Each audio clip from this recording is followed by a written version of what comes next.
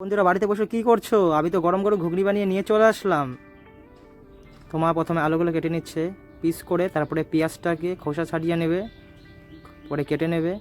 এরপরে ছোলাগুলোকে ভালো করে ধুয়ে কড়াইতে সিদ্ধ করতে দিয়ে দেবে। তো এখন সব মশলা, লঙ্কা সব কিছু বেটে নেবে।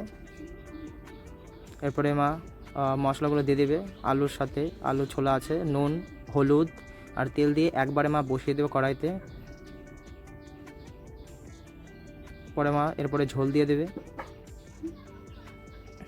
হয়ে গেছে প্রায়, মা গরম মশলা দিয়ে দিচ্ছে। তো মা এখন ঘুগনিটা নামিয়ে নেবে। ইস, খেতে কি টেস্ট হবে, বাহ! এরপরে মা রুটি বানিয়ে নিচ্ছে।